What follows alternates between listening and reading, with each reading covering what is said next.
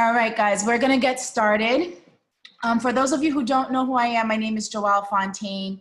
I am the managing director over at the Fairmount Innovation Lab, and we are hosting this amazing series for personal finance and business finance as well with Jenny Jafar. Jenny, you on? Say hello. Hi. Hi. So Jenny is actually one of our alums from the lab. What we do, we are a co-working space, but we are also a resource to small businesses. So we have an accelerator program and a number of different resources, workshops like this. During COVID, we did a lot of online workshops. Right now, we have an online marketing series that's going on that started last Thursday. That's on anything from branding down to like devising up your own marketing plan to analytics and email marketing. So if you guys are interested in that, definitely touch base with me. I'll share the information with you. We'll have our second session this upcoming Thursday. We're doing everything from health and wellness, yoga, meditation, to things that are very practical like this as we are gearing towards 2021. 2020 was a crazy, crazy year. A lot of our plans were derailed. So really looking forward to this upcoming year, this last quarter, and how we can best position ourselves to be successful in 2021, which is one of the major reasons why we had Jenny come in to do this workshop. She is, like I said, she's one of our alums, Surplus Financial. She can tell you a little bit more about her business, but these workshops, we've been able to do them this entire season throughout COVID as well, free of charge to you guys due to a lot of great partners and sponsors. One being Uplands Corner Main Street. They are sponsoring all of our workshops for the fall. So we appreciate you guys being here. We hope you get a lot of value out of this, and definitely I'll make sure that everyone who RSVP that you guys get on our mailing list to just find out about everything that's happening with us. But definitely reach out to me if you guys are interested in being part of the marketing series. So Jenny, I'm gonna let you take it from here. Thank you guys for being here. Thank you, Joelle, and thank you so much for this opportunity. I am so excited to be with you guys tonight. Really quickly, I just want to see who is in the room. So I want you guys to comment in the chat box your name and what are you looking forward to when it comes to this workshop. And while you guys are introducing yourself, saying what's up, hi, I am going to start sharing my screen, okay? And can you guys hear me okay? Thumbs up, cool.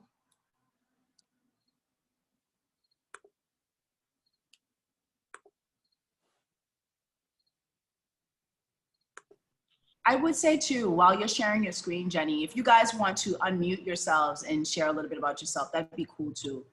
And if you want to share your screen, so that we don't feel so alone in here.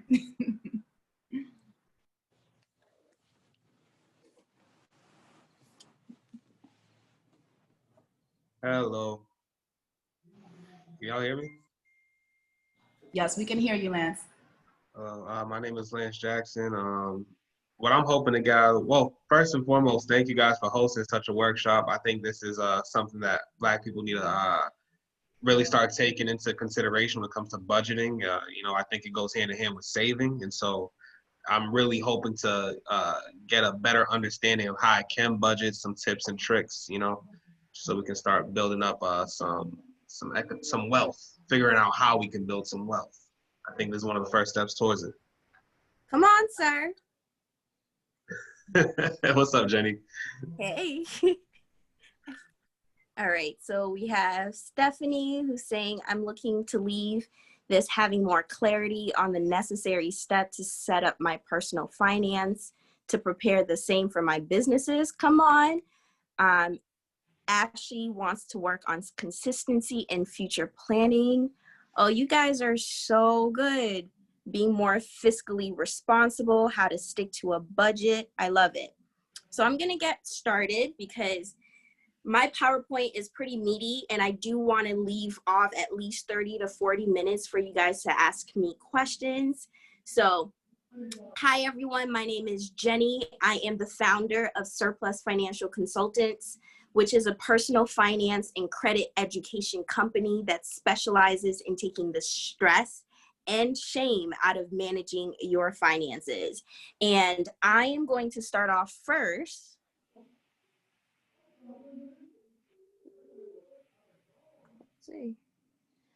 with setting down some breakthrough objectives. I believe that in order for us to really understand what's the overall goal for this session, we want to be on the same page. So my 3 objectives for tonight is that we decrease stress levels when it comes to managing your personal finance. The participants will know the core principles in setting up a successful and fulfilling budget that sticks. And number 3, participants will be able to list one clear step to start or improve their budget. You guys can hold me accountable for these 3 things. Okay, so at the end of this, when I say, did I complete the objective, you got to let me know whether that happened. All right. If you guys see me looking down, I am on my laptop clicking the PowerPoint. So in the beginning of the PowerPoint, I shared with you guys this image of my little sister. And my little sister is my why. She's part of my why because when I was in college, I didn't have anyone.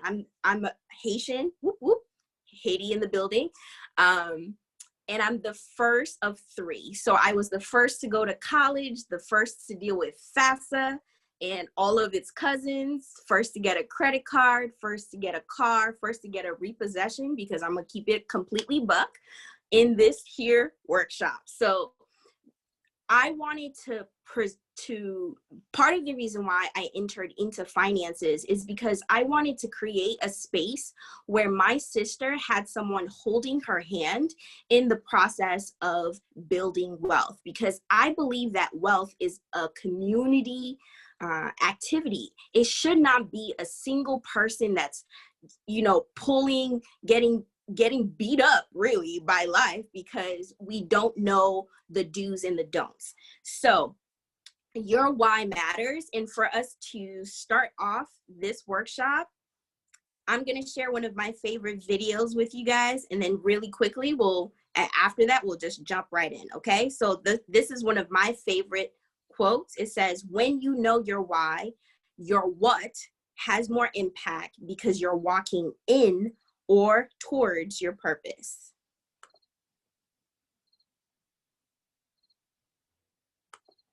All right, let's see.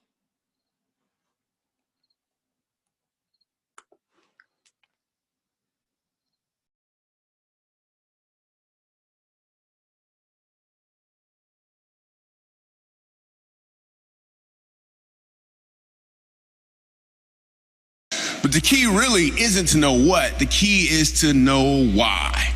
Because when you know your why, you have options on what your what can be.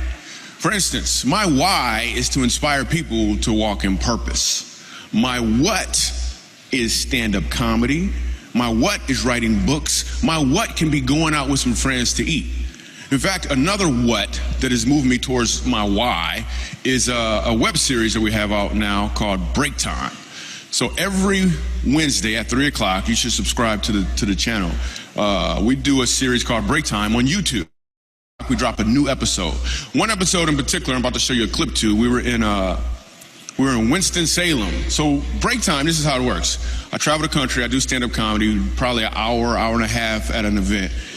And in the middle of my show, I'll just sit down and start talking to the audience. And funny just happens. Or I'll meet somebody who's really interesting. So I met this one guy, and he said that he teaches music at a school. I was like, all right, you teach music, can you sing?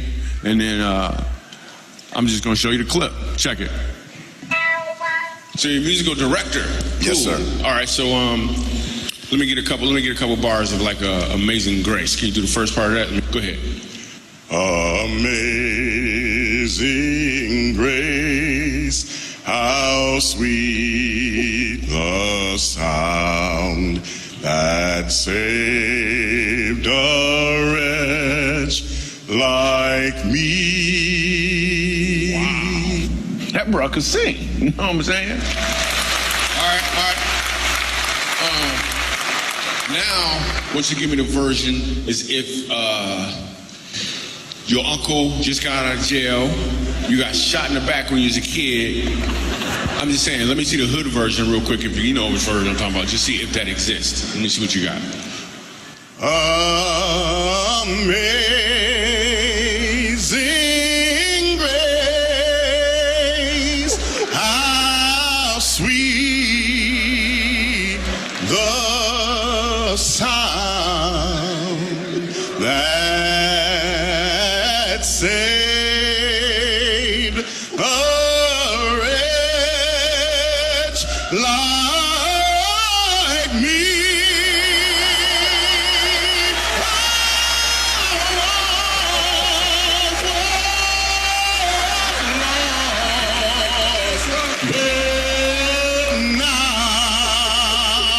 Right now I'm found, was blind, but now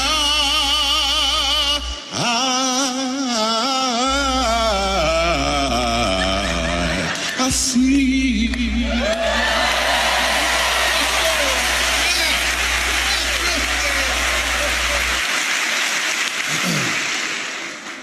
So here's the thing. The first time I asked him to sing, he knew what he was doing. The second time I asked him to sing, he knew why he was doing it. When you know your why, your what has more impact because you're walking in or towards your purpose.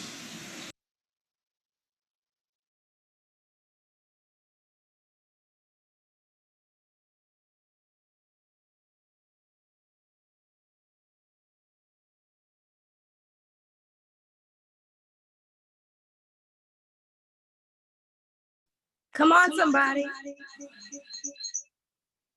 Y'all know that was powerful. Nah, that was crazy. Nah, that was, oh man. Oh, he spazzed out. I have to agree. I was clapping in the hospital room that I am right now. I was like, yes, I feel blessed. That was amazing. All right, let me get here to this PowerPoint bag, but you guys keep going.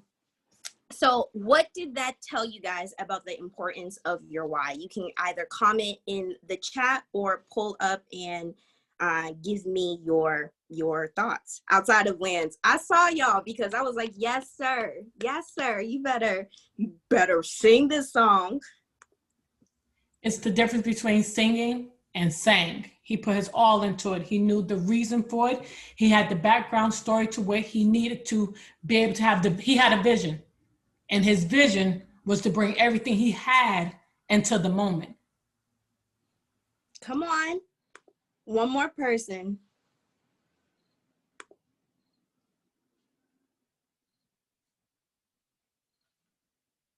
Don't make me call out somebody now.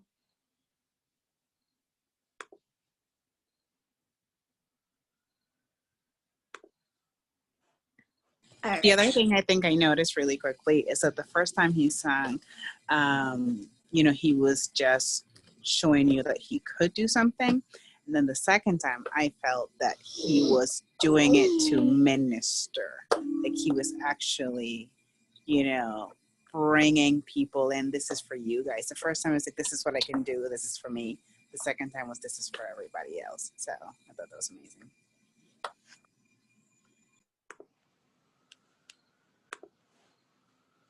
Beautiful. That is exactly what I want you guys to get when you think about budgeting, when you think about creating a vision for your money, because that's what budgeting is. Let's do full screen. All right. That's what budgeting is. I think if I was to tell you guys, what should you be doing right now with your budget? Majority of you guys will list out the things, the technicalities of it, right? I should be saving a portion of my check. I should be not spending money on my credit card. You know the technicalities of how to budget, but the reason why we oftentimes don't budget effectively is because we're not attaching ourselves to the core money principles. And right now for this workshop, I'm going to share core money principles that I believe in. Number one, you start with where you are and what you have. Y'all, pet peeve is when someone's saying, when I'm rich or when I'm this. Well, let's start off with what is in your hands, because what you have is in your hand is what's going to bring you wealth, not what you think is going to happen down the road. So principle number one is start with where you are and what you have. And if you guys haven't figured it out yet, I'm going to be talking and you should be taking notes. I say that with a smile. Point number two, find the core. And what I mean by that is find your why. Find what is going to be the driving force of why you're going to sacrifice certain things. And number three, set up small plates. I'm going to explain it that point specifically further down, but set up small plates. Now, principle number one is find your core.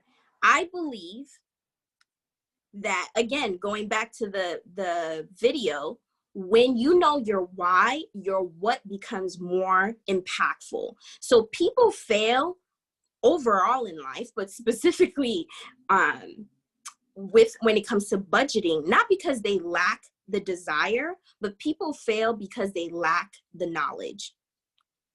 The reality of it is you guys have to understand that money is attracted to vision. You get provision for a vision. So if you find that money keeps disappearing from you, I would say to check your vision. What are the things that you are doing? What's the vision that you have? And how clear are you about that? How clear are you on writing it down to make sure that you are aligning your money to that vision? Does that make sense? You guys can give me a thumbs up, show me. Cool. Awesome. So we are going to jump straight in, and that is with how do you get aligned with your vision? You take inventory. What do you have? And what I mean by that is three component. What skills do you have? Well, really two. What skills do you have? What relationship can you grow in order to build wealth, right? A lot of us, we think that, hey, I have to figure this out. The fact that you guys are here tonight means that you are attached to someone that shared this with you to say, hey, come here because you can grow a wealth of knowledge that will impact your wealth journey, right? So what do you have? What skills do you have that are easy to monetize? A lot of us downplay our skills, right? So if you've been in HR and you see hundreds of resumes all of the time, you have the ability to figure out, to clarify what's a good resume and what's a bad resume. You can easily market that, right? So think about, what do you have? What do you have in your home that you can sell, right? What's the cost of your current life? So when you take inventory, you should know on a monthly basis, how much do you need in order to survive? And what does that mean? It means your fixed bills that covers your shelter, your food, your transportation, and then those are the core fixed things. Think of the Maslow hierarchy. And then the other things that kind of variable expenses. So Netflix, Hulu, you don't need that, but you could have that. You should know the number that you need in order to survive, right? And then you should know the slim, like the slim, like ramen noodle slim version of that. You guys remember college where you made ramen noodles when you were waiting for that paycheck. So the slim version of what it costs for you to maintain your current life. And then the last is you should know what's the cost of your dream life. A lot of us, we talk about, hey, I want to own this home. I want to have this car. I want to be able to travel, right? Do you know the cost of that? Do you have the number written down? Because you can generate those numbers and you're saying, hey, this is what I'm aiming for. This is what I'm working towards. Because the clearer you are on the vision, the sooner you can attract the provision. So again, the clearer you are on the vision, the sooner you can attract the provision. I don't know if you guys realize, but you are having a slight church session. We started off with praise and worship. We are now in the word. So the 3 reasons why people struggle with budgeting, really quickly. Number 1, your budget and your values don't match. People spend money on things that honestly is not very important to them, but because we don't oftentimes take inventory on our finances, we find that our money is going towards things that's not important to you. I guarantee you, if you were to send me your bank statement, I can tell you the top 3 things that were a priority for you for the month of September. And then you get to tell me whether or not those were true, but your money is going to say what the truth is. For me, if I was to show you guys my bank statement, personal development and debt, getting out of debt are the 2 priorities on my list right now. And it shows, okay, on my bank statement.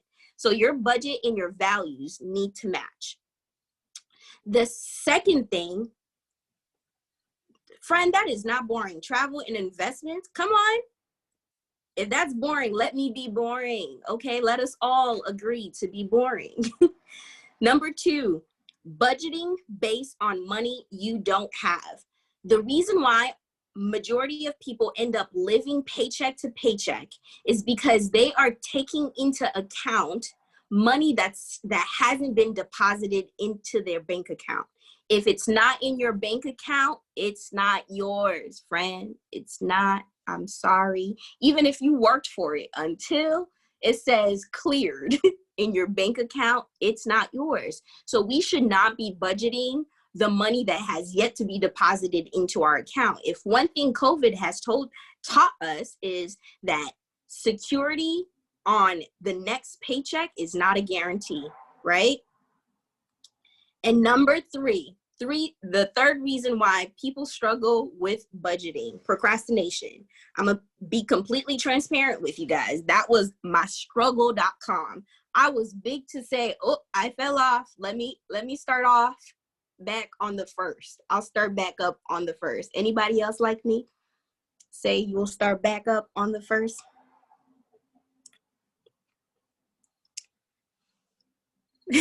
Marquita said, yay. This is family. We in the community. We being honest. It's honesty that will set us free, okay? So the moment of truth. We talk about the struggles. Let's have a moment of truth, like family and friends. 1, you can't budget pennies.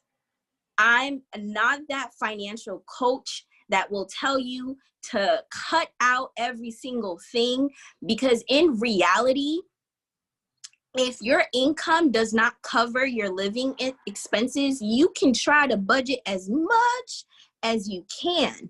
But the reality of it is pennies are still pennies. You need more income. So point number 2, making more money is a must, whether it's a side hustle, whether it's picking up more hours, that is a must. And I actually am big for side hustles because I don't believe your income should be coming from just one place. So I believe in having 7 to 8 streams of income. This is for all of my ladies. I think the guys are better at this, but I'm gonna say this specifically for my ladies. Negotiating your salary is required. Y'all, it's a skill set. You have to develop it. You have to know how to barter when it comes to your salary. Come through, okay?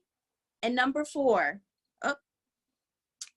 if you can't stick to, I can't stick to a budget and I overspend. That's oftentimes because, again, you have to align your vision. So the reason why you're overspending is because your vision is not clear. So budgeting as we know it, it doesn't work. How many of you guys have seen this kind of like budget situation where you have your projected income on one side, you have you've seen this. If you Google, you've seen this, okay? This budgeting as we know it, it doesn't work because oftentimes what ends up happening is people are so hands-on on the numbers that they get overwhelmed, and then eventually your brain is going to cause you to stop whatever is painful. So you're going to back off, or you've been so extreme that eventually it's kind of like you fall off the wagon on a weekend, and then you wake up looking to your bank account and you're like, what happened? What happened? Okay? That it doesn't work. Your money now looks like this. You have random expenses like car repairs, clothing, gifts, travel, and your money dials that go up and down. It's not determined. It just comes, ebbs and flows within your finances, right?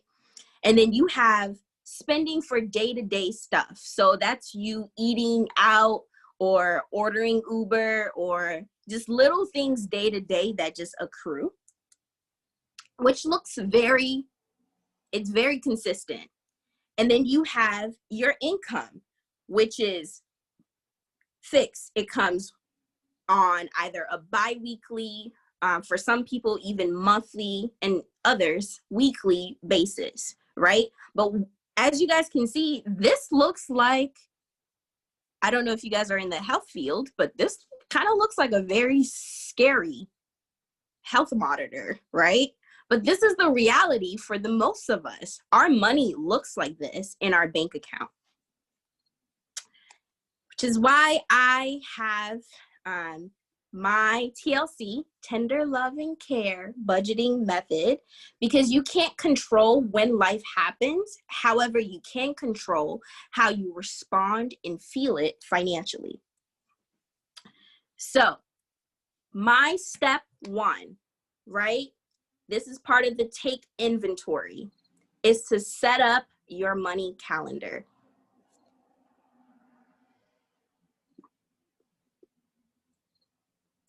So how do you do that?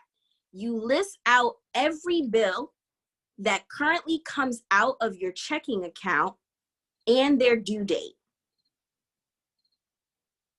So you list out every bill that currently comes out of your checking account and their due date. Step number 2, you get organized into 3 power categories. Those 3 power categories are reoccurring expenses. Sorry, y'all. Day-to-day spending. And number 3 is non-reoccurring and random expenses.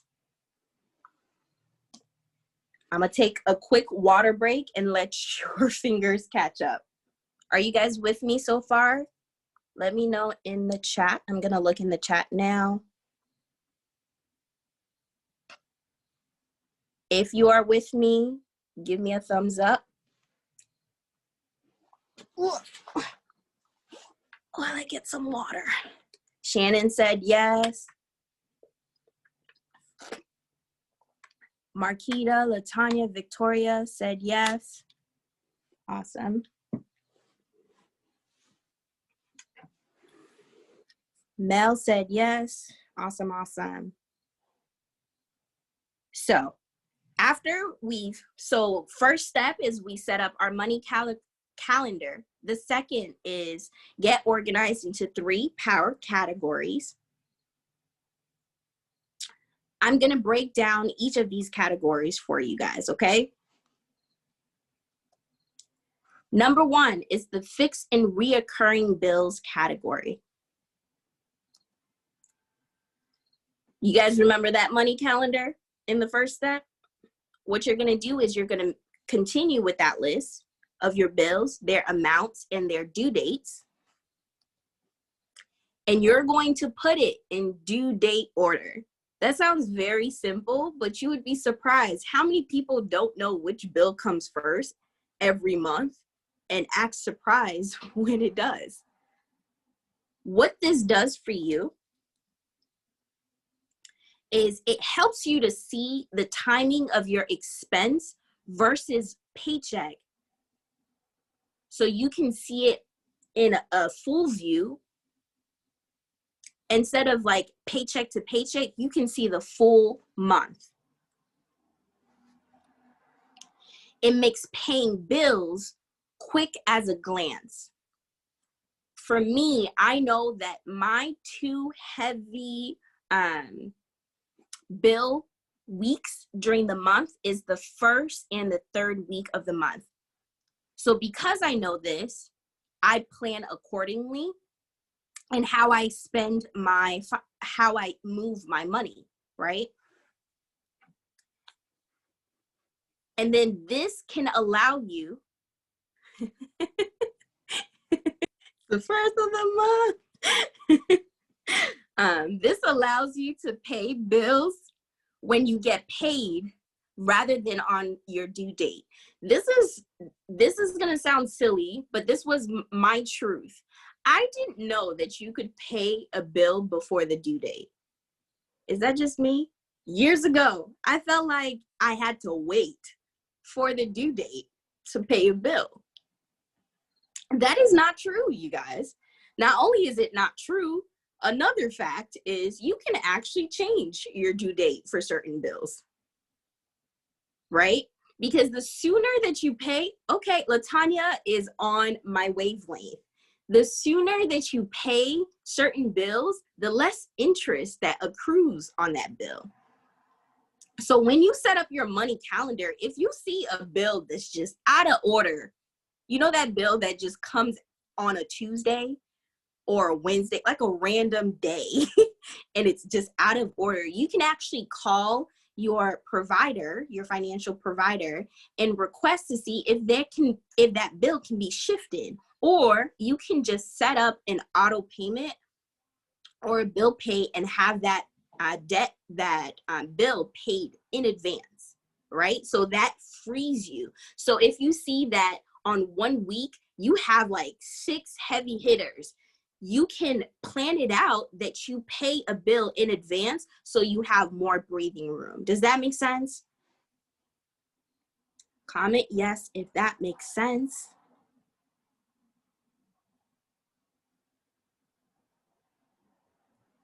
Awesome. All right, y'all, we going into the second power category, day-to-day spending.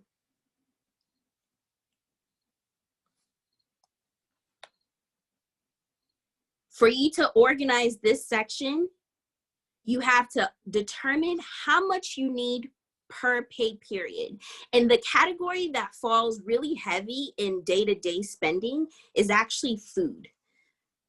Eating out or gas, those 2 are primary for day-to-day spending because when I worked, my day-to-day spending was the vending machine. Yeah, those little $1 snacks accrued really fast. So for the power category, you determine how much you need per pay period. And then you take this out. Hold on, y'all. Let's let Asha catch up.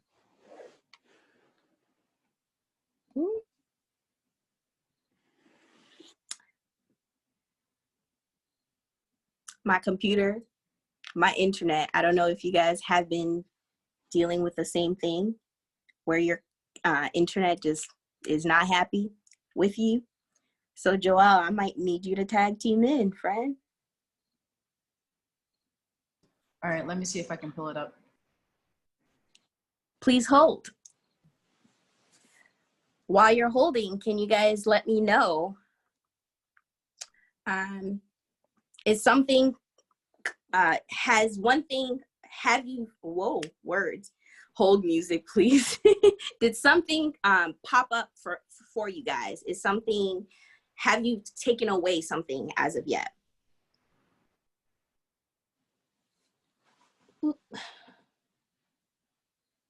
I feel like I'm back on, but I also don't know. Comment in the chat, y'all.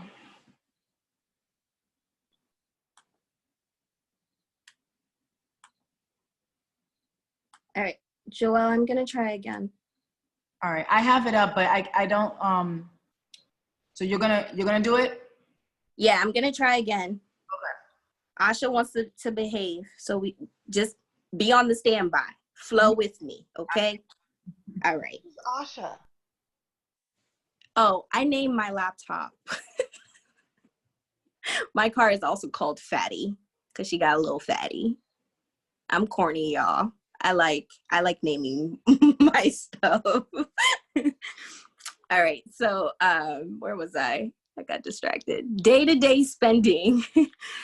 So you determine how much you need per pay period, and then you take that out in cash and try not to use your debit card unless for gas. And what I mean by that, like certain gas station, you can get points back, but honestly, take, for example, Fatty, my car, needs exactly $21, and yes, I know this, $21 to be filled up.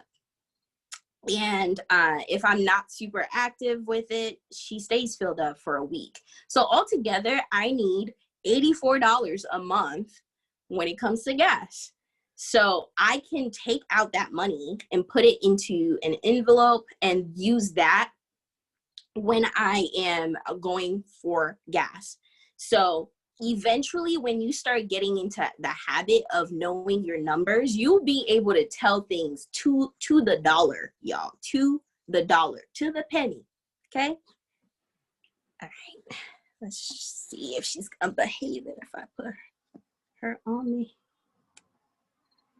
Okay, so why do we do this? Taking out cash makes money and spending more real, right?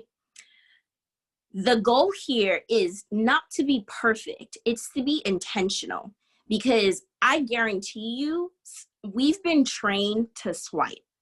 But when you have cash in your pocket and you see it decreasing really fast, sometimes you're like, oh, okay, let me just chill. Let me just watch what I'm spending it on, right?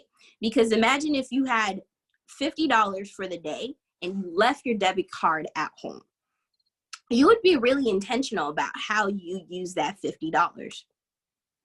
Point number 3, it turns random spending into a fixed expense. This is important because if you know that it takes $84 to fill up your tank a month, you're not surprised now, right? So instead of like up and down, that now can become a fixed number on your budget. Now, I know that using cash exclusively can be awkward because, again, things have happened. We're used to holding our card. But I can tell you guys, if you practice 2 days where you carry cash and leave your debit card at home, you will see a significant decrease on how much you spend on a monthly basis. And you could run me on that guarantee, because I've seen clients try to run me and I was like, bet. Janae came out really quickly. I was like, try me. Try it. Run it. One week, not even a month. 1 week. We'll see how you do. So, non-reoccurring and random expenses. These are what I call the whammies. These are the things that actually oftentimes take out your budget. and what I call whammies, think car repair. Have you guys noticed a car repair can never be less than like $200, $300 ever, like at all? Christmas, yes, Lance. Christmas happens every single year. And every single year, it is a surprise how much we spend on Christmas. So these are non-reoccurring and sometimes random expenses. So what you do for this is you determine monthly average for each category. And because Lance shared the Christmas example, for example, last Christmas, the American statistic average of how much they spent was roughly anywhere between $600 to $700 to $800. Certain household, that's how much they spent on Christmas gifts, right? 600, 800 in the month of December can be a whammy for you. But imagine if you had divided that Christmas expense by 12 months. That's a significant less burden on your finance. That's the equivalent of $50 a month. Can you put away $50 a month so that you can spend money on Christmas guilt-free? Is there a mind shift happening for some of y'all? Yeah, I feel it. I don't see y'all's faces, but I feel it. So what you can do for this category is you use your bank statement or financial tools such as Mint to help you get really clear on how much you spend on those random categories. If you create a Mint account, one of my favorite financial tools, there's this little pie chart that tells you all your business of how much money you spend on a monthly basis, right? If you see that there's an average, like on groceries, on average, you spend $500, you can start putting aside, 500 was a lot. That was a big number that I listed. But it's the reality between eating out and groceries. That's the amount of money that some people are spending, right? $500 means, hey, let's put that money aside. Let's put that money into an envelope. And when you have that, you know that that is the money set aside for that section, okay? I'm gonna explain this, but you allocate funds to proper bank account per pay period. I'm giving you guys the foundation so you can understand the system. And then you transfer that set amount on a set date every month, 10th to the 25th. I just chose the 10th and the 25th because they just fall really nicely on the calendar. And majority of bills, if you guys aren't aware, they either fall before the 10th, oftentimes, or around the 25th, if you pay attention to it. Not all of it, but average. Why do we do this? It gets the money out of your primary checking account. I'm gonna give y'all a strong hint. You should have more than one checking account. Because when you see all of that money, when it's deposited into your account, oftentimes you think, hey, I got money, I got shmoney. But in reality, that money, each dollar has a job to do. Each dollar has a job to do. Now, this flow of money in your account, it actually helps you to reach your goals quickly when you set it up in different ways. And I'll share that with you guys in a minute. Give your money a name. See, I'm gonna just tag team with LaTanya Maxwell for a workshop because sis and I are on the same wavelength. Number 3, when you have your accounts, your non-reoccurring, and you create different accounts for it, it helps you to save for planned and unplanned upcoming expenses. okay? And it allows you to create smaller plates in your finances, which decreases the impact of overspending. Remember how I shared with you guys three core principles? The core principles to this is set smaller plates. Now, how many of you guys are trying to lose weight? Say yes in the comment if you're trying to lose some weight. Like COVID is just running you dirty right now.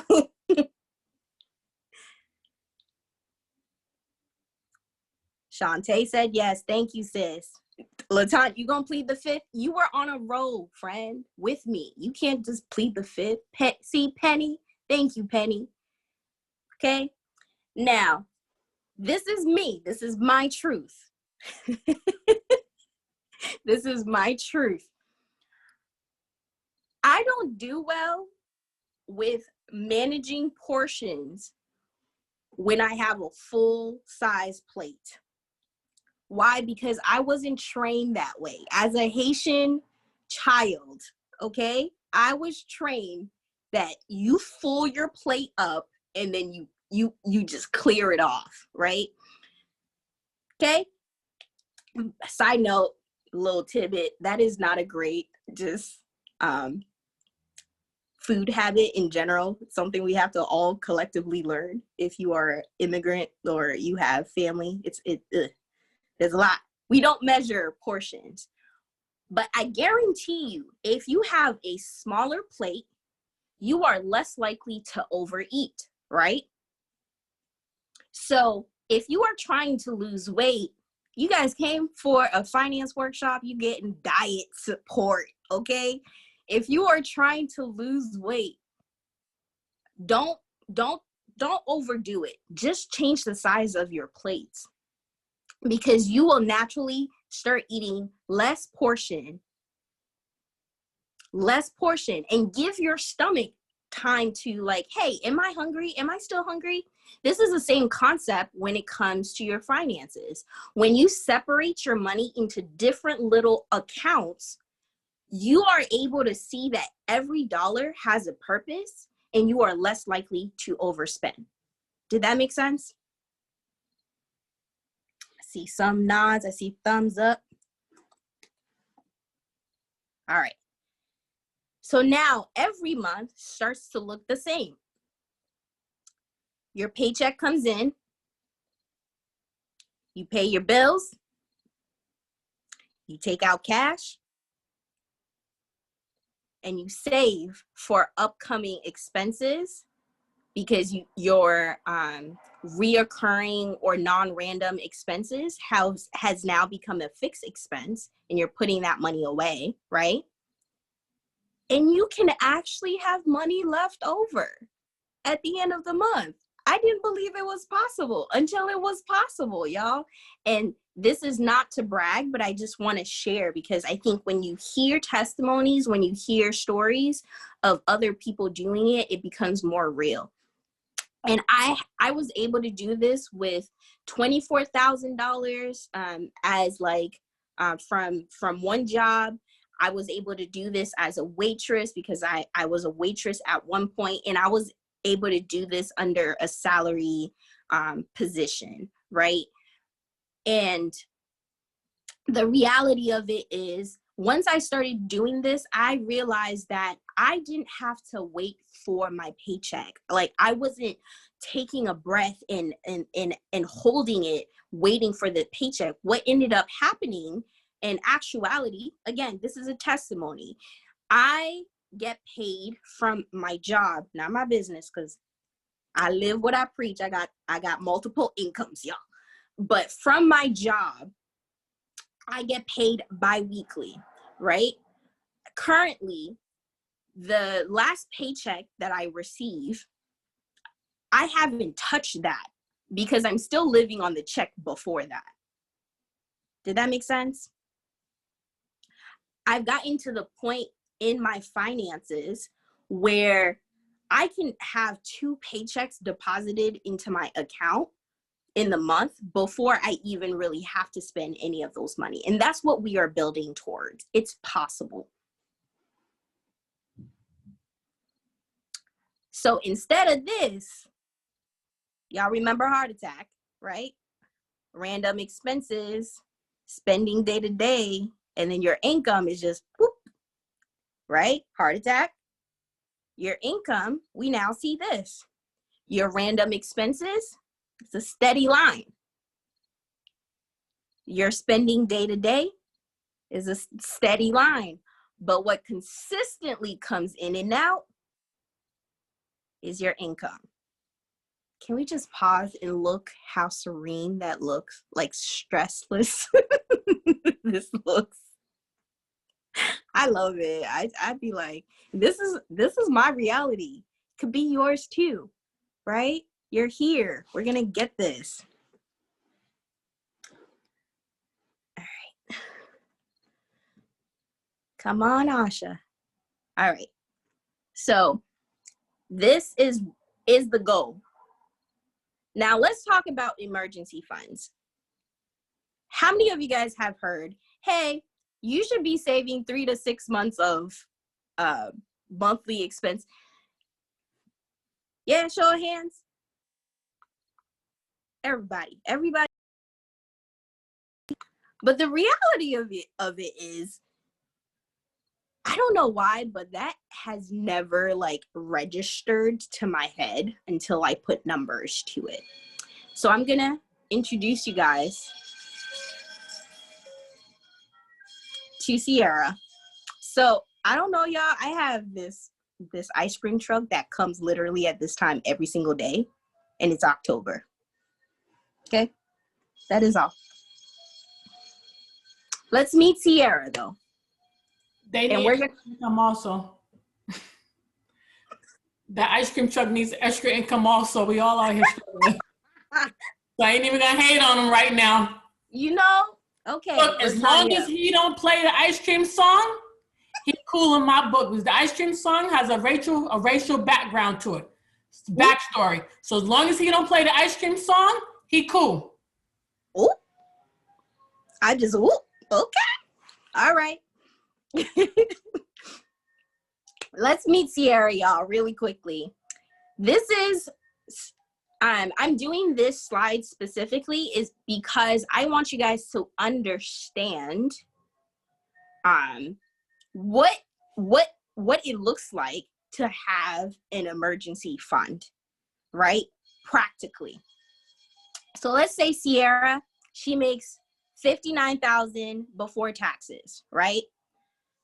And her average monthly pay is $3,450 after taxes.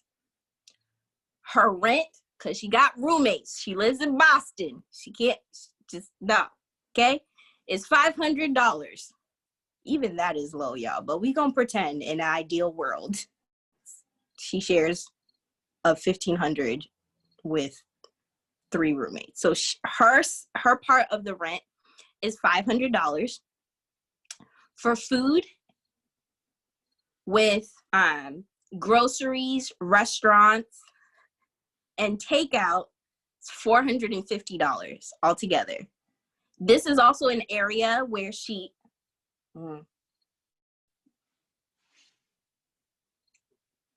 this is an area where she can also, I'm sorry, y'all. Asha just kicked me out. Please hold. Do you need me to pull it up? 1 second. She wants to show up again. Are we back? You see it? Yep. All right. Stop, friend. Okay, so $450. Your food category is the category that you have the most control over when it comes to expenses. It's also the area that your emotions impact you the most, right? So I've learned for me that I actually really like Indian food. And currently right now in my life, I don't know how to cook it. So I make space in my budget to, it's expensive, right? I make space in my budget to enjoy the things that I love. So if I know that I love, sometimes there's a period of time in the month where Indian is just what I want to consume. I can make the Haitian, I could make the American, but Indian is what I want, right? I have guilt-free money that goes towards me spending it however way I want, right? And if I do it and do food, I know that that money was allocated for that purpose, and I eat and I enjoy it, and I enjoy every bite. I'm not going to be like, oh my gosh, I shouldn't have spent that. No, I allocated for it, so I get to enjoy the fullness of it. Tangent, but transport with car insurance,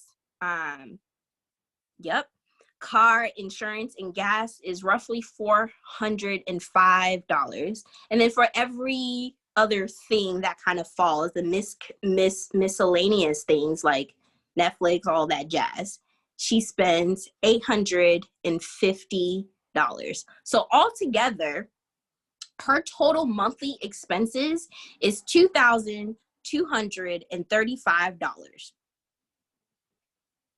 For Sierra to have a 3-month well-funded emergency fund, she should have put aside $6,705.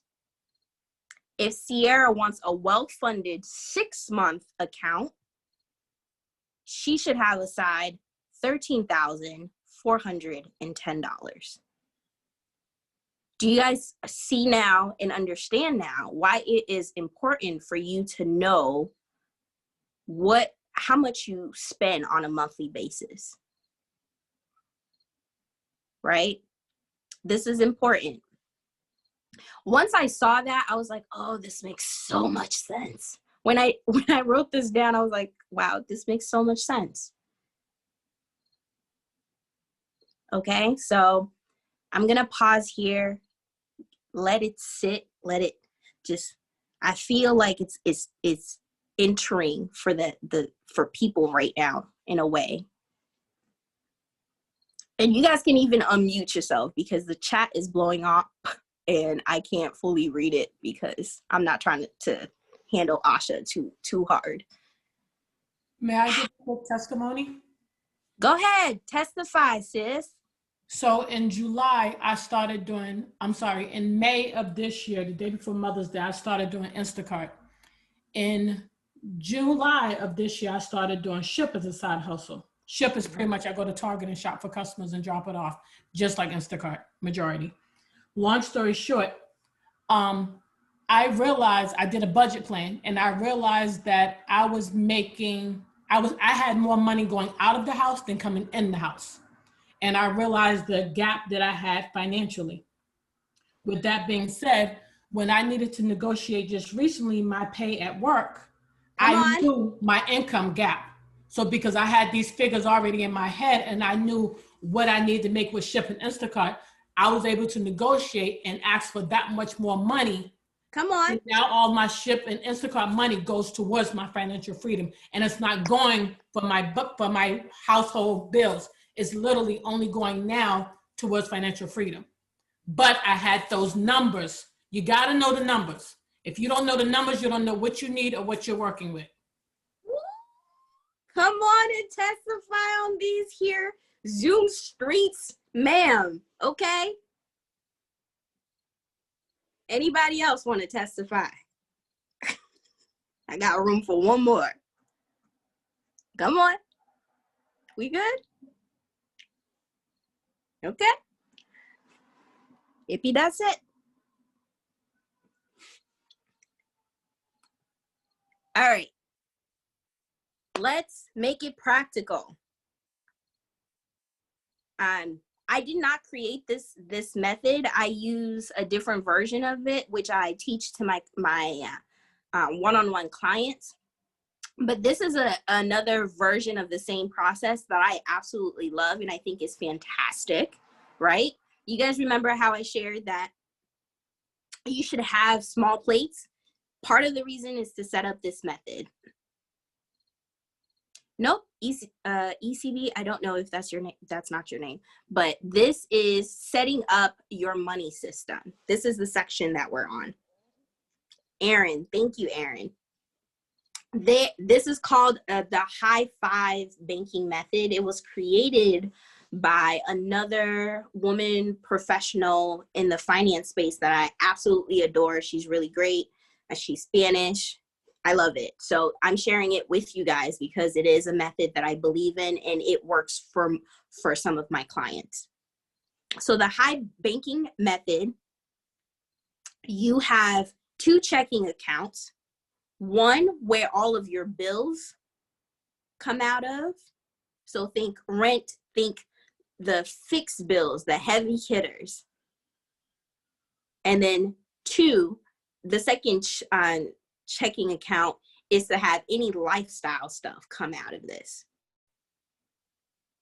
So for lifestyle is groceries, going out, all of that jazz.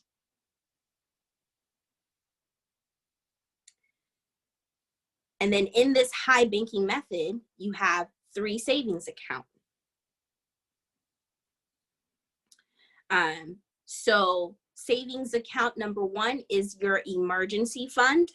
Now that we know how much we should be saving towards our emergency fund, you know that number. This account I recommend to being a high yield savings account that's out of sight and out of mind. I be forgetting that I have this account, y'all. So then when I'm like, oh, okay, I do have this account. So some high yield savings account that I recommend are Simply, SIMPL, I think II. Ally is another one. I currently have Synchrony Bank. Right now, y'all, because of what's been going on in our world and COVID, high yield savings account, the interest have taken a little bit of hit, but one of my favorite financial tools, nerdwallet.com. If you go on there, you can look up the different types of, you can look up high yield savings account and it'll give you a list of which accounts have a good interest rate. Okay, so nerdwallet.com. And then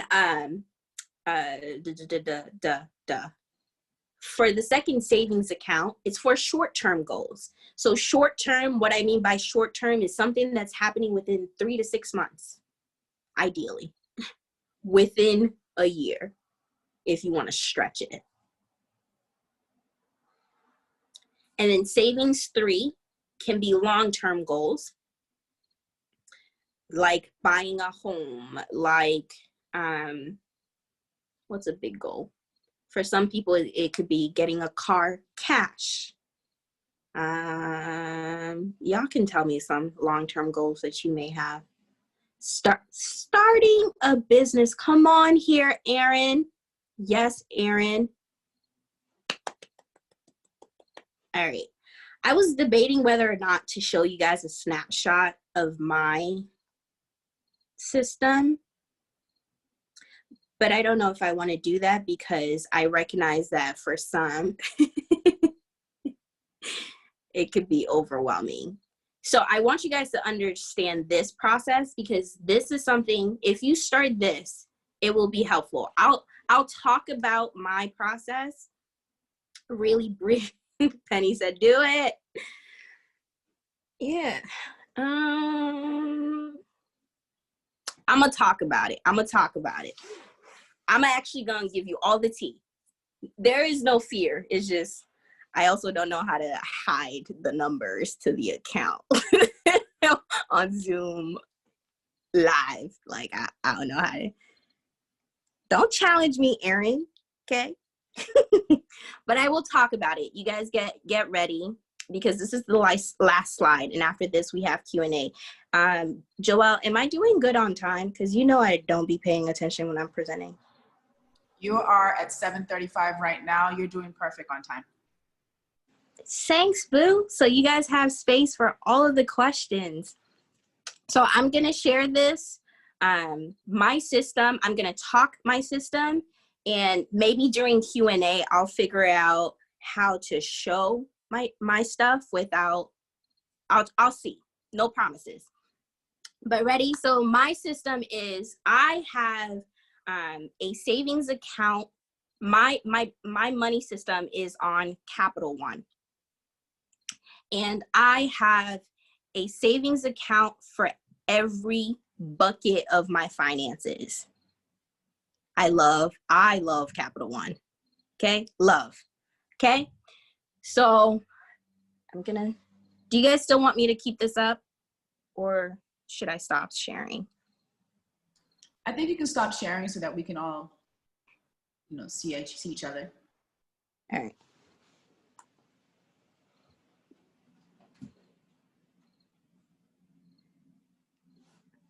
Ooh. Hello? You're here. Okay. So I stopped sharing, but she's still trying to share. So give her a minute for it to disappear. Okay. My system is set up where I have 2 checkings account and at least 7 savings account.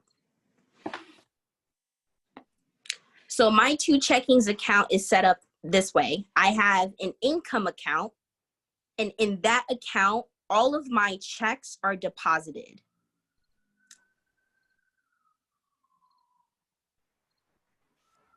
Okay.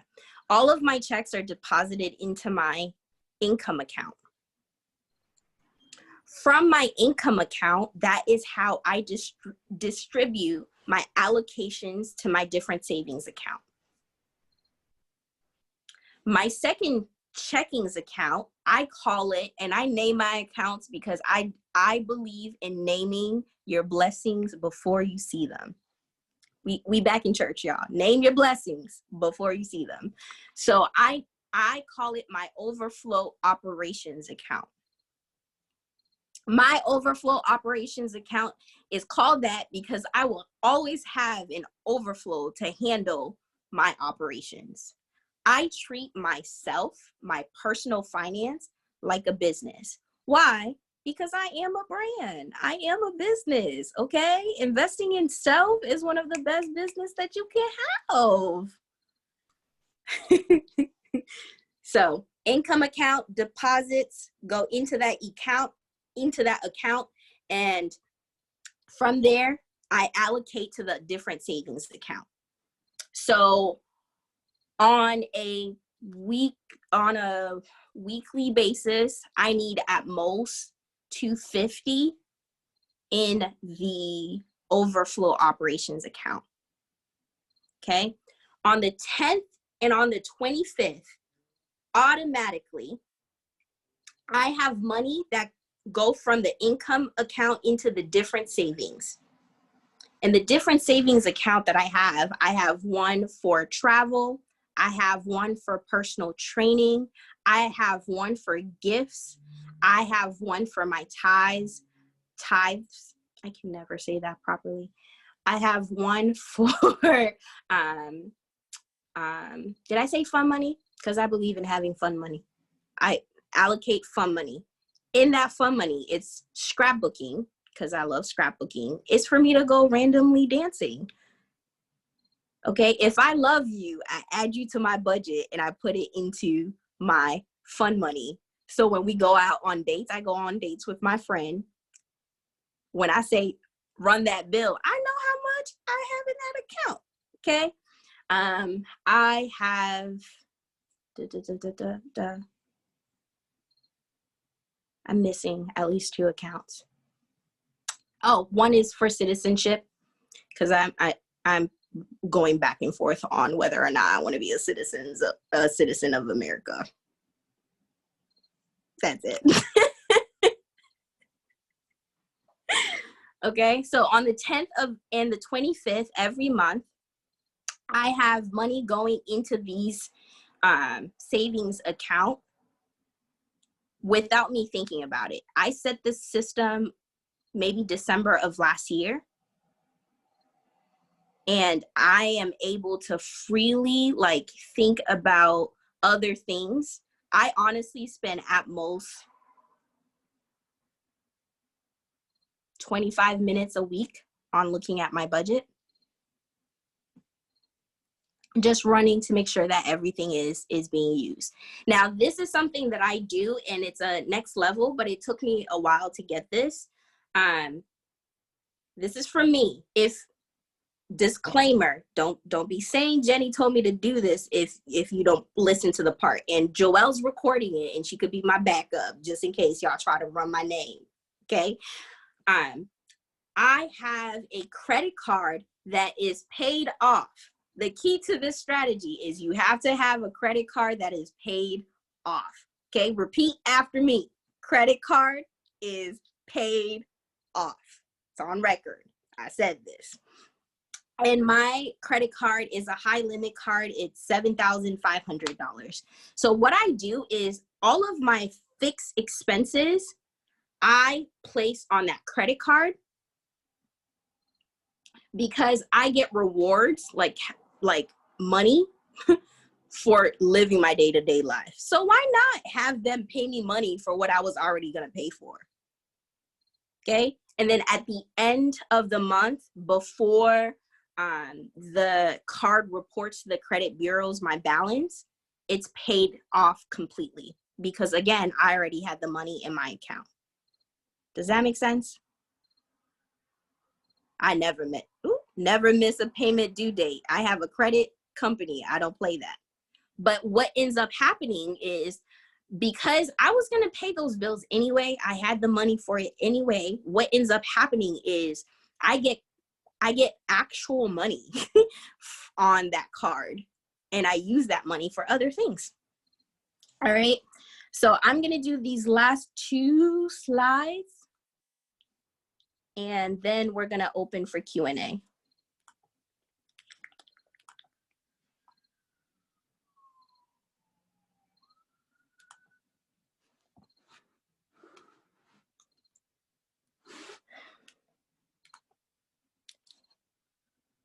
Stay connected to Jenny.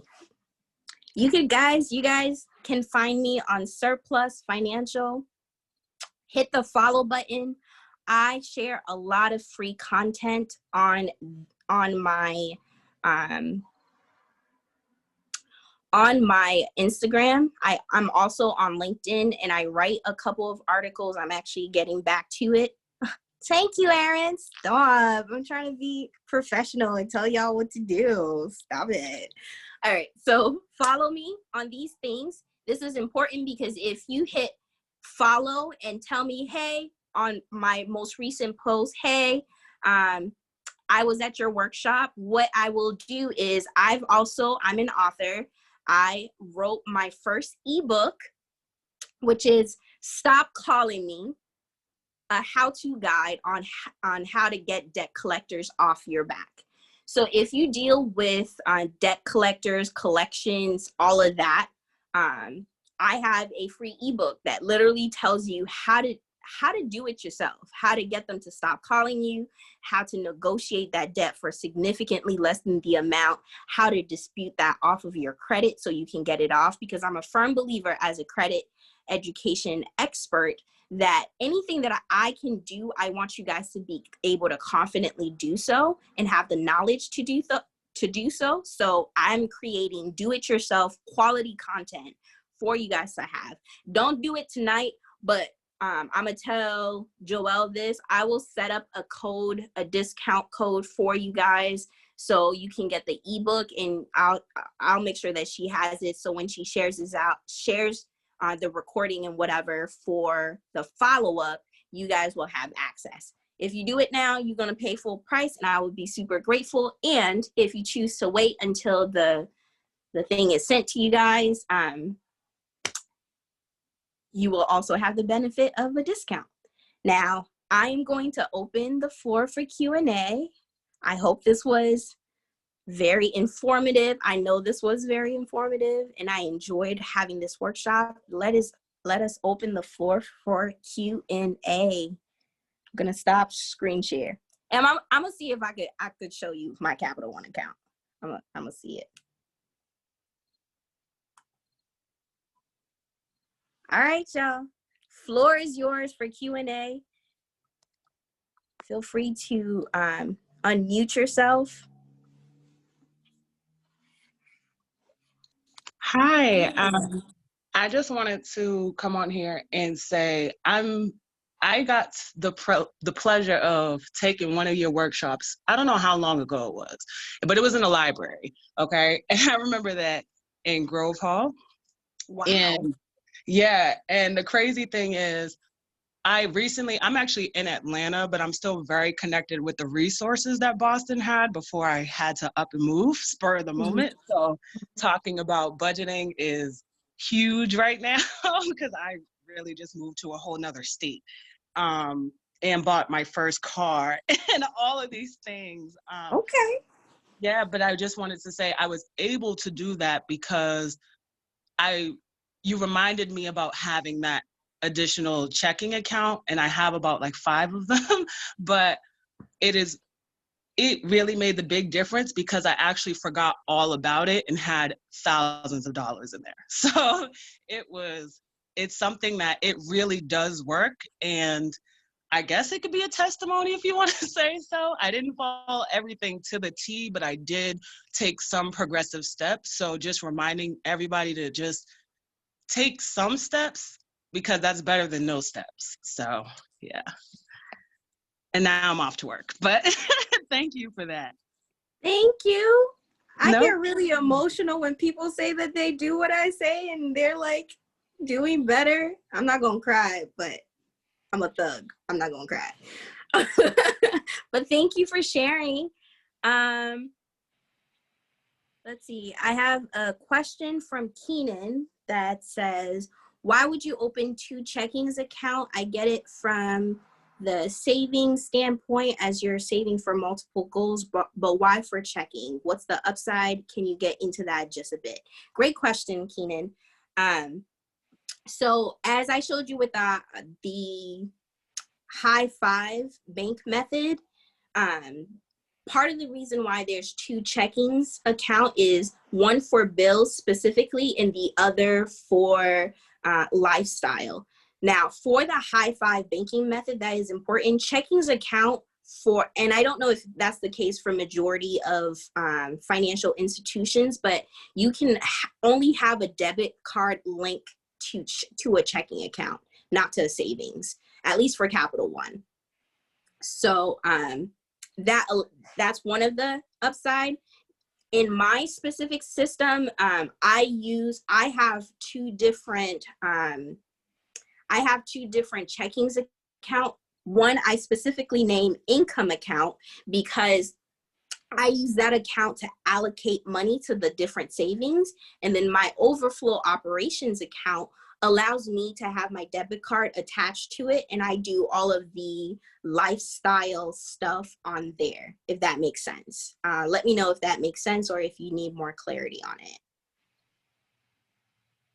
Awesome. Great question, though. Thank you for asking that.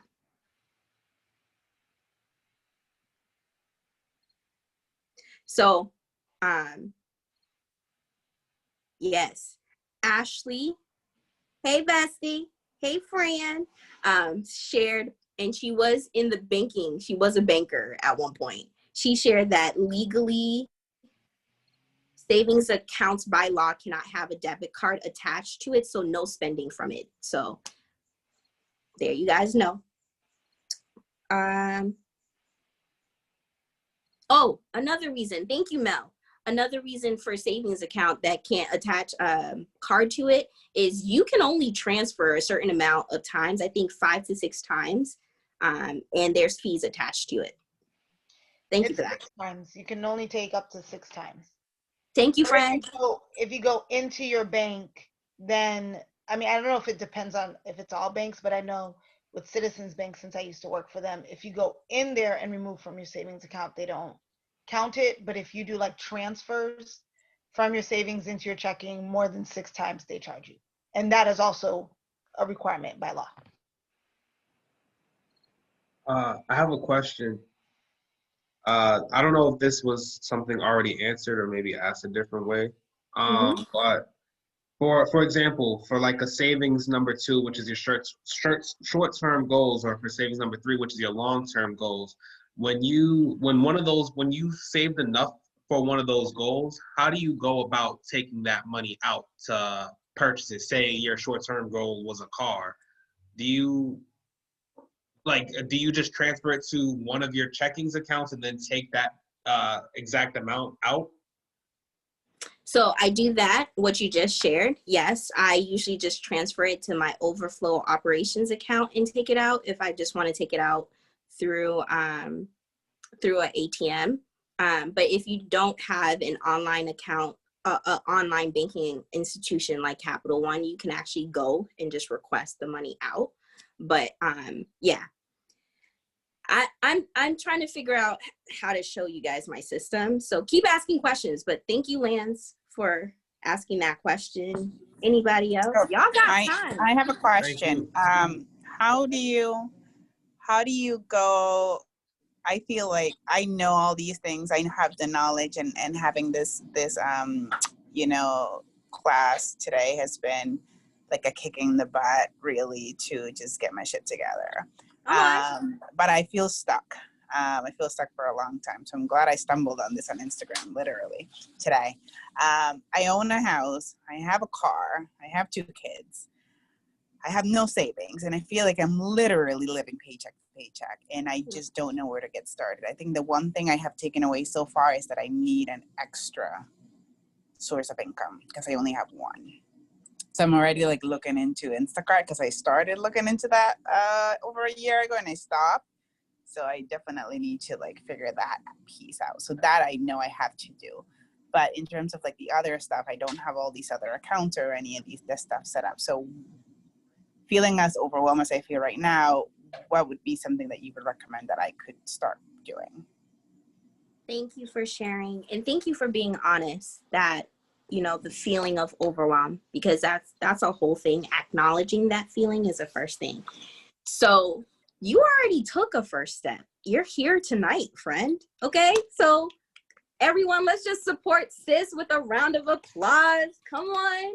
You did. You're here. So yay. First step is done.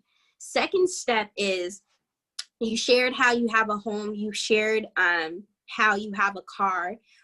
What you didn't share with me is what your vision is. Remember how I said in the beginning? I would love to live debt free. Okay. I have a couple of credit cards. So what's the number? You need to 3. know those. Oh, the number of like debt freeness? Oh, yeah. I don't have that. No. I mean, it would be great. I don't know. What's happening right now? The reason why you're overwhelmed is because you don't have numbers. Right. Because numbers bring down the feelings to something. It makes you, and I feel like the moment you said you were a mom, what I heard was you are a superhero and you're going to make it work. You're going to do what you have to do to make sure your babies are all set, right? Yeah. Am I? Absolutely. Yes, 100. The thing about it is every mom needs to know what her villain is. Your thoughts are stay as dreams if they're not written down. When they are written down, that's when they become goals. You say you want to be debt free. What is the debt that's keeping you from freedom, right? Your next step, friend, is to write down how much debt you have. The easiest way to do that for student loans is going on StudentGov. Y'all, somebody help me because my brain is like fried right now. Student.gov? No. I think it's student.gov, studentaid.gov. Look it up. It's easy to find. And then it will pull up all of your. Oh, I know how much student loans I have. Yeah. All of your credit cards. What if you have debt on your car? List all of that out and have that number. Okay. At first it's gonna feel like, woof, it's gonna hit you. I'm not gonna lie. It's gonna hit you. You gonna feel it. That's not my heart. You gonna feel it right here. Okay. But the thing is, remember what I said. Your provision is another word for money, is attracted to vision. Until you get clear on your vision, you won't have money coming your way. The second thing that I want you to do is to take inventory. You need to figure out, is there a place where I can cut some numbers, right? Can you shop around for a better quote for your insurance on your car? Is there a way to bundle your rates with your home and car insurance?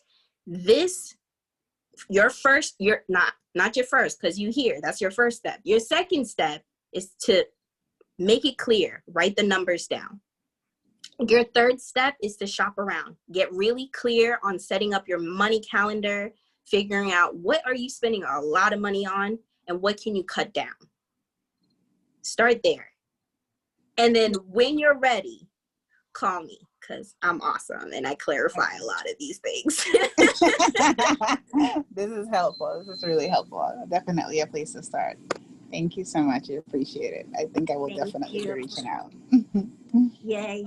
Awesome. All right, who's next? I feel like playing that song, but I'm gonna resist the urge.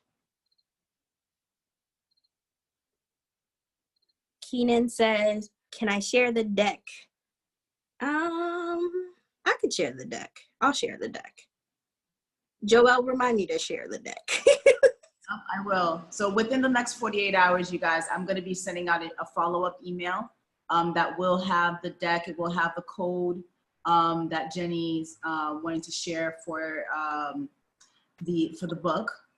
It will also have a survey for you guys to share your experience on what you got out of this. And we are just about at the 8 o'clock mark. So if we want to take one more question, then Jenny, if you can talk about the next workshop as well, that'd be great. Awesome. Who's gonna end with their last question? All right, you guys remember the objectives? Did I follow through with the objectives? Did everyone have at least one takeaway? Hi, I have a question. Hi, Jenny. Hi, love. Yeah, so the question that I have is, you know, like, I love your presentation always, but how do you really stay consistent? Because it's always like, oh, you finish listening to somebody and you like so motivated and then you want to do so much. And after that, you're like, nah, I'm going to my regular ways. Like, how do you stay consistent? Because I always find myself starting something and after that, especially when it comes to finance and going back to just, yeah. First of all, y'all, follow this awesome person. Her company is Fusion Dolls. She makes diverse dolls. You see those chocolate dolls in her background? If you have nieces, holiday season coming up, so she got dolls. Get them. Okay. After that, great question. I will say this, and oftentimes, I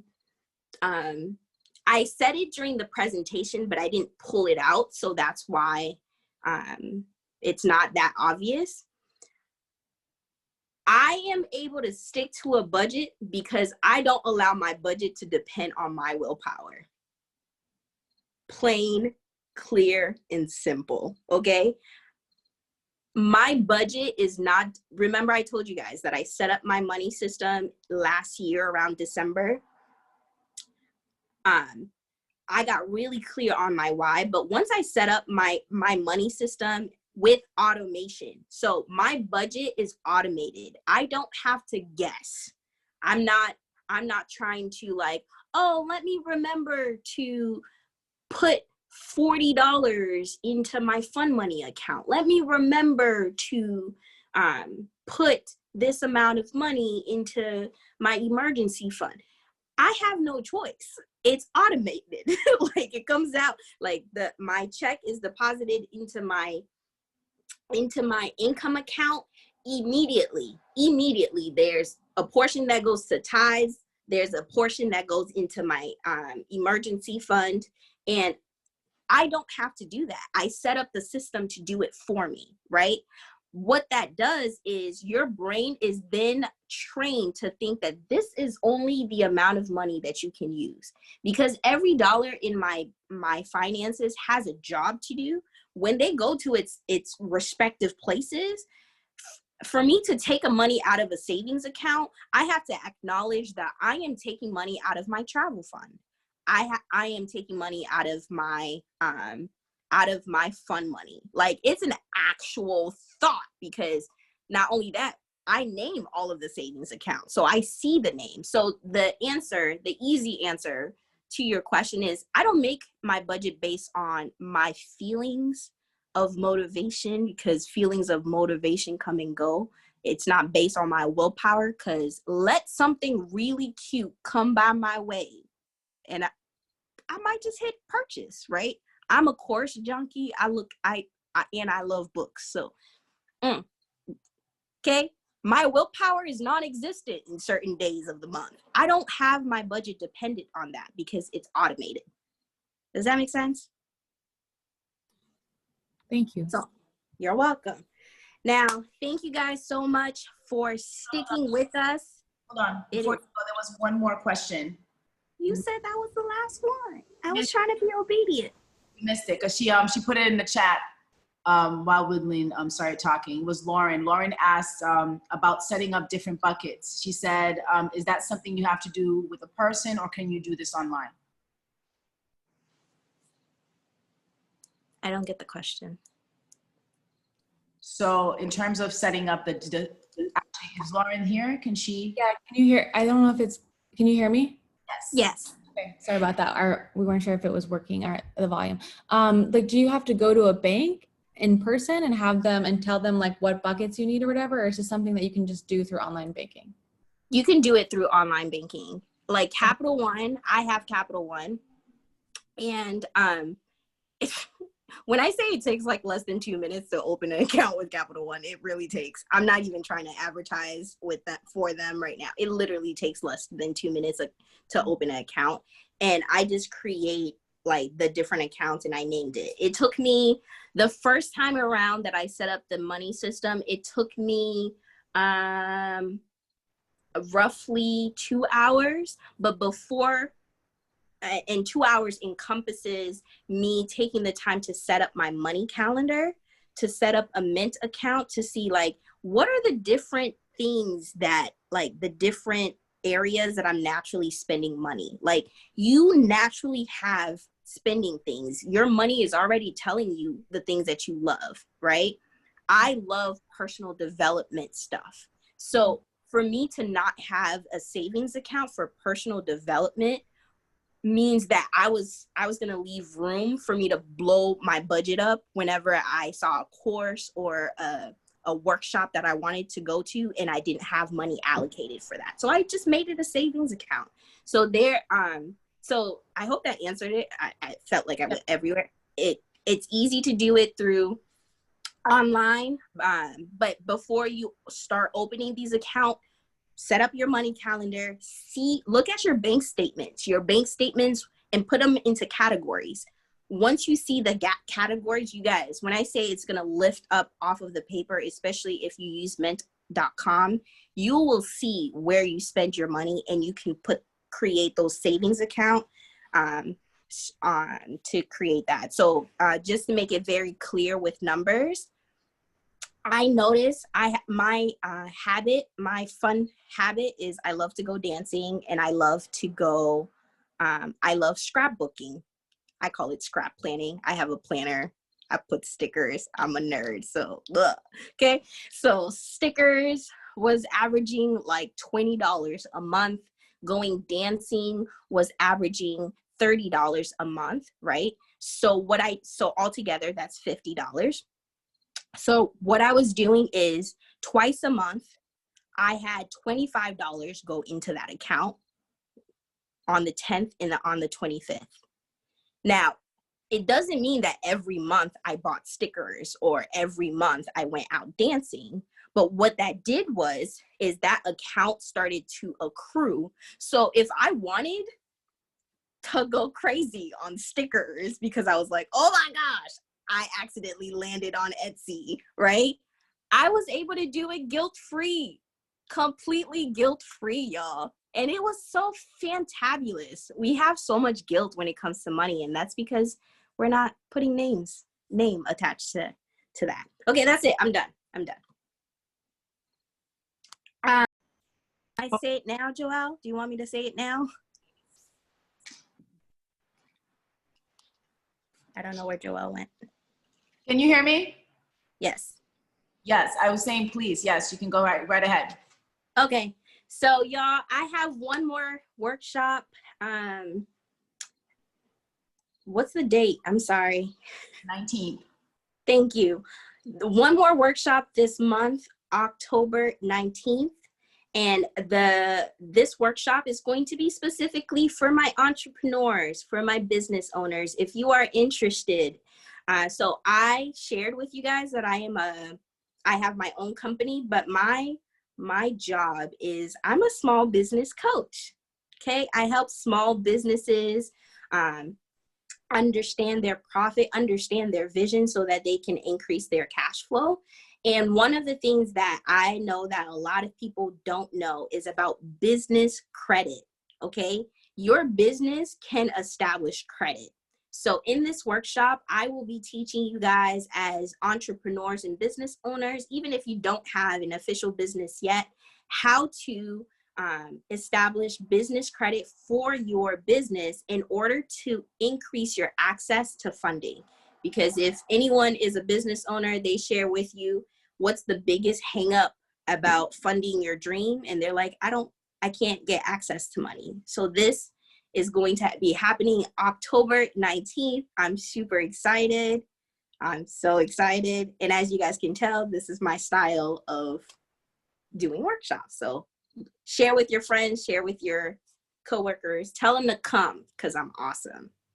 And Joelle's awesome. That's so exciting. Like I was actually just on the line today with like different banks asking for credit line. I cannot wait for this workshop. Like I'm going to be sharing it on Instagram everywhere. Yeah, I'm excited too, Jenny. This was an amazing workshop. I learned a lot. I think my biggest thing, you said it best, you know, it's really all about your why. And I can share that, you know, for me, I automated everything probably a year and a half ago, and my credit score has gone up about 200 points. I haven't missed a payment, you know, so it really works, you guys, like really just automating it, getting those systems in place, because it's everything in life is about systems and just getting that right. So thank you, Jenny. Thank you for just amazing content today. I will be sharing the recording with you guys and also sharing the link for you guys to RSVP for the credit workshop in 2 weeks, right? 2 Mondays from now. All right. Thank you so much, guys. And who was that? Oh, thank you, Shannon. Oh, thank you, guys. All right, so I will see you guys. I will share the information. Please make sure you are RSVPing for the workshop and filling out the survey. All right, have a wonderful evening. Thank you again, Jenny. Bye, y'all.